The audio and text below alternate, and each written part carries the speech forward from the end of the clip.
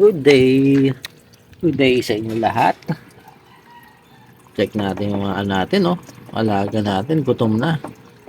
Kaso, hindi ako nagpakain ngayon. Kasi nga, medyo may kalamigan. So, magda-diet muna tayo ng isang araw sa kanila. At check na rin natin ang ating mga iba pang babies. Bilog na, oh. Meron na. At dito naman, clear na siya. Eto, pang 3 days na to.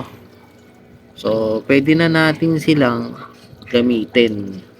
Ganda ng ano, crystal clear. So, pwede na natin itong i-transfer yung ating mga alagang Ryukyu dito. Bali, hindi na natin doon nilagay sa 50 gallons kasi nga naglinis nga tayo dito sa ating new setup. Nireset natin to. So, dito natin lalagay para nakita ko sila.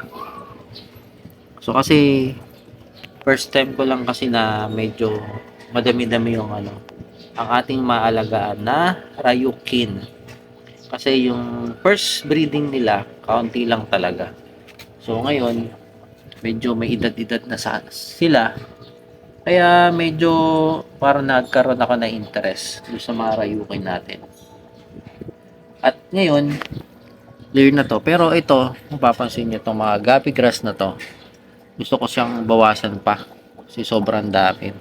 Kasi mangyayari yan dito sa isang tank natin na parang nasunog siya. So gusto ko lang konting-konti lang.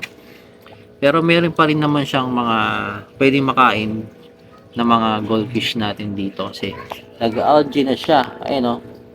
May algae. Parang dito, konti lang din. Konti lang din nilagay natin.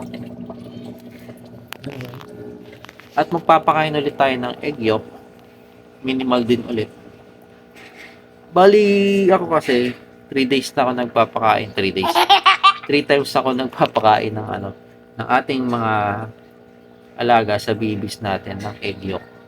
Tapos, alternate kasi nag-hatch pa tayo doon sa ating BBS eh. Alternate lang natin yun. Kapag hindi pa pwede ang ating BBS, nag-alternate ako sa egg yolk para naman hindi sila magutom. No? At dito, ililipat na natin ang ating mga alaga. Ito, gutom na nga to.